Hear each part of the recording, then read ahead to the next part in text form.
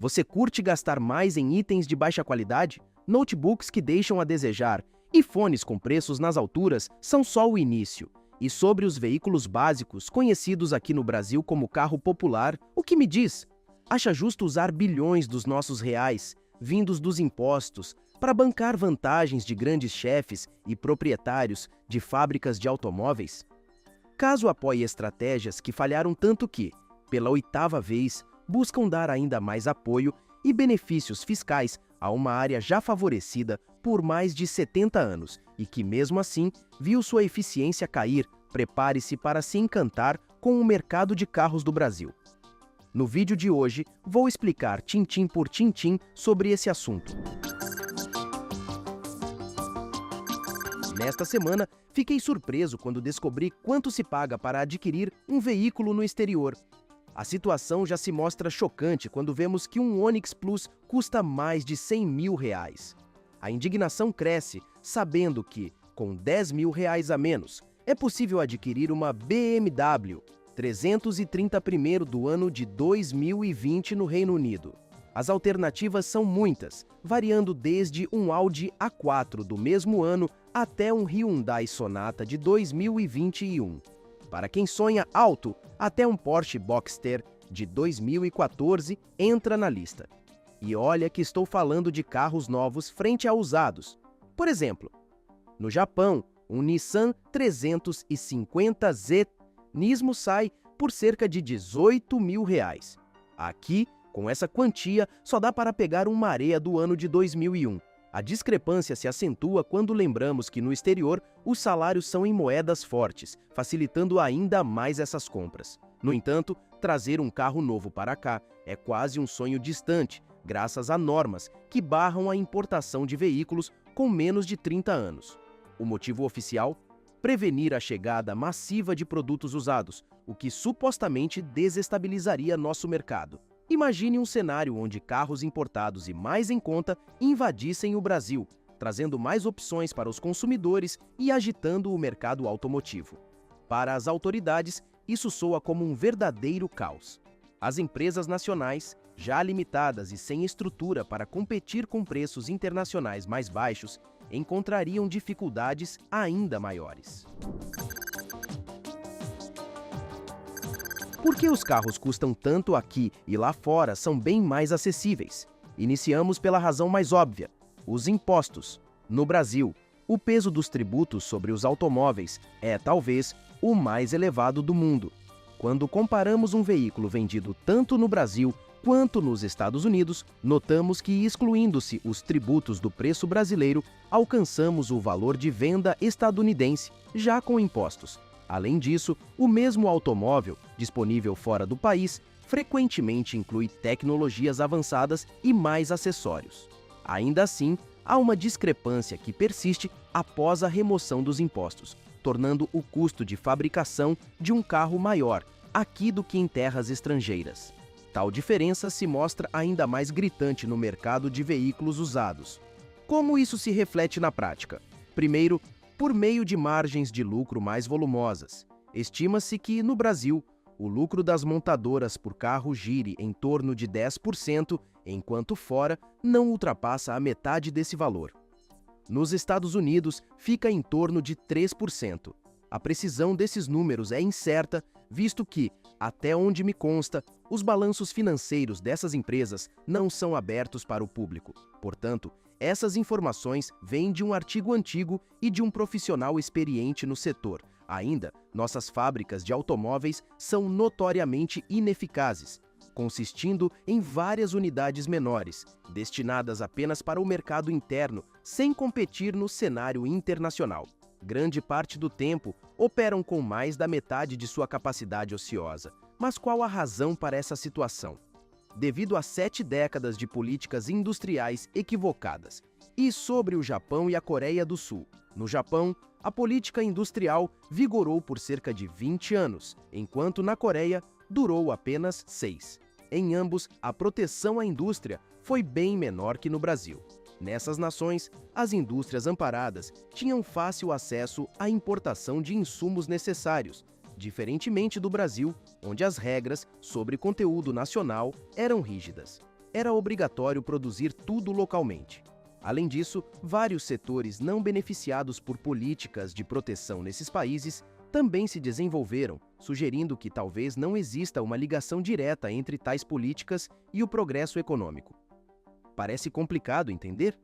Pois é, isso mostra que a maioria das pessoas que defendem o protecionismo industrial não compreende o assunto. Incrível, mas as políticas industriais da Coreia e do Japão diferem bastante das nossas. Em resumo, adotaram o protecionismo por menos tempo e de forma menos intensa. Como disse Marcos Lisboa, quando planejava políticas de proteção, é crucial estabelecer metas específicas para setores exportadores, definir objetivos de desempenho e prazos para o término dessas políticas, além de avaliar os resultados. Manter uma indústria sob proteção estatal por 70 anos é um equívoco.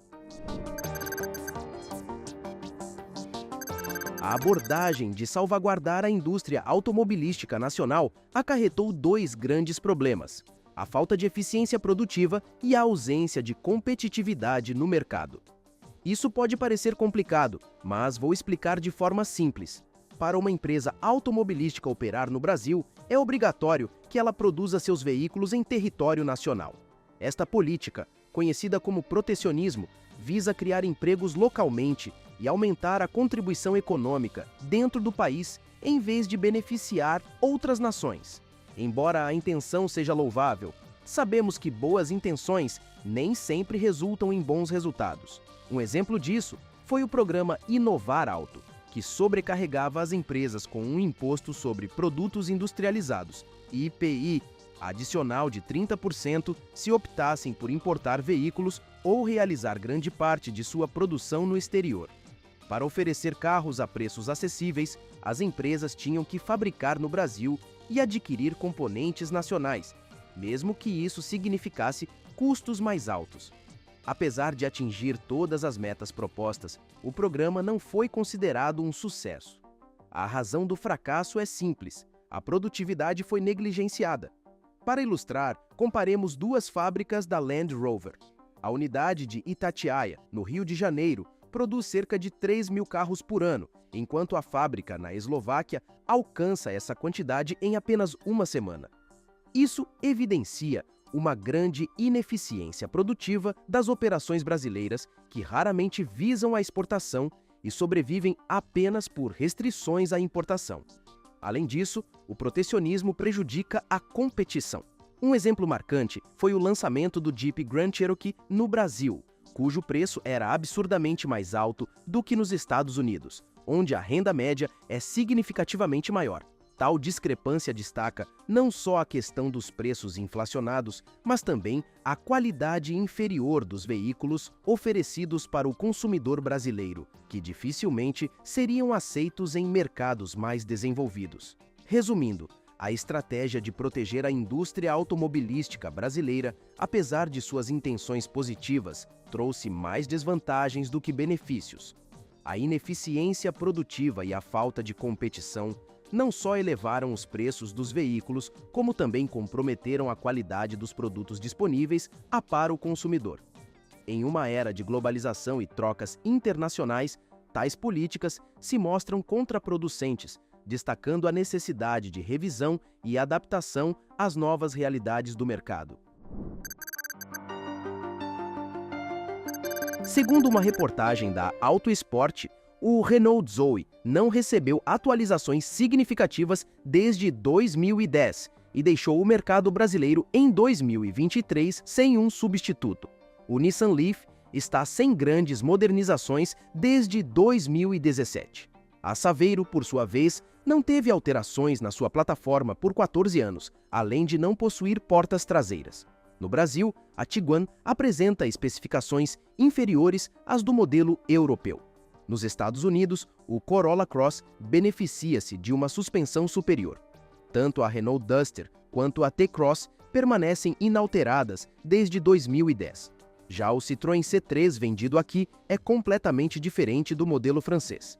A introdução da injeção eletrônica no Brasil se deu em 1993, com um sistema defasado denominado monoponto, e sua popularização em veículos acessíveis começou apenas em 1996. Nos Estados Unidos, essa tecnologia surgiu em 1957, evidenciando um atraso de 40 anos. O ar-condicionado foi integrado nos automóveis mundialmente em 1939, mas no Brasil só chegou em 1966. Vidros elétricos, que se popularizaram nos Estados Unidos em 1941, só foram adotados no Brasil em 1981. Esses exemplos ilustram como, por quase um século, a indústria automotiva nacional foi preservada, resultando em altos custos para o consumidor. Será que a saída da Ford do Brasil seria então a resposta para esses desafios? O que podemos fazer a respeito dos custos elevados dos veículos no país? A resposta é direta. Opte por não possuir um automóvel. Caminhe, ande de bicicleta, utilize o ônibus ou o transporte público. Talvez seja uma experiência interessante. Outra opção é se mudar para uma nação diferente. Quanto às ações que poderiam ser adotadas pelo governo, enfatizo o poderiam, pois provavelmente não ocorrerão. Seria possível estabelecer um período de 10 anos para encerrar os subsídios e abrir o mercado para os produtos importados. Por que essas medidas não são implementadas? Mesmo uma liberalização comercial de forma gradual provocaria o fechamento da maioria das pequenas fábricas de automóveis brasileiras. Em um mercado livre e saudável, empresas ineficientes falham, enquanto as eficientes e competitivas prosperam. Esse processo, conhecido como destruição criativa, é essencial para a inovação. Por exemplo, para que a Netflix surgisse, muitas locadoras precisaram fechar. Contudo, eliminar o protecionismo gera um alto custo político, pois os prejuízos são concentrados e visíveis, enquanto os benefícios são dispersos e difíceis de quantificar. Nenhum presidente deseja ser lembrado por fechar fábricas e eliminar milhares de empregos. Por isso, tais políticas tendem a persistir e se expandir, independente do governo no poder, apesar de seu histórico negativo e falta de eficácia comprovada. Os planos atuais do governo deixam claro que subsídios, isenções fiscais e créditos subsidiados representam gastos públicos. Cada real destinado a esses fins é um real a menos para investimentos em educação, saúde, segurança e infraestrutura. Idealmente, esses recursos deveriam beneficiar toda a população, não apenas os empregados em determinados setores. Alegar que certas indústrias criam empregos não justifica tratamento preferencial, já que todos os setores geram emprego. Se após 70 anos e inúmeros subsídios, as montadoras não conseguiram produzir veículos mais acessíveis e melhores do que os importados, isso indica uma alocação ineficiente de recursos. Talvez esteja sendo severo com as montadoras, mas elas apoiaram políticas de subsídios falhas. A maior responsabilidade, no entanto, recai sobre o governo e os teóricos econômicos que promoveram tais estratégias, acreditando na possibilidade de atalhos para o desenvolvimento econômico sem a necessidade de reformas estruturais. Marcos Lisboa tem criticado essa abordagem há aproximadamente 20 anos. Mas suas advertências raramente são atendidas, independentemente do governo. Continuamos a seguir políticas de subsídios setoriais, embora o futuro seja incerto. Não sei o que nos espera, mas quero saber a sua opinião. Comenta aqui embaixo o que você pensa sobre isso e não esqueça de ver o que os outros estão falando também. Agora, quando o assunto são custos, segurança e economia, uma pergunta ainda não foi respondida para muitas pessoas. O que é melhor e mais barato para o consumidor, um carro elétrico ou um carro com motor a combustão? Inclusive, clique no vídeo que está passando agora na sua tela e veja a análise criteriosa que eu fiz aqui no canal, calculando cada pilar necessário para se ter um carro no Brasil hoje e se sentir seguro, é claro. Então, se você gostou deste vídeo, não deixe de dar seu like e se inscrever no canal ativando as notificações porque posto vídeos novos todos os dias. Inclusive, te vejo no próximo.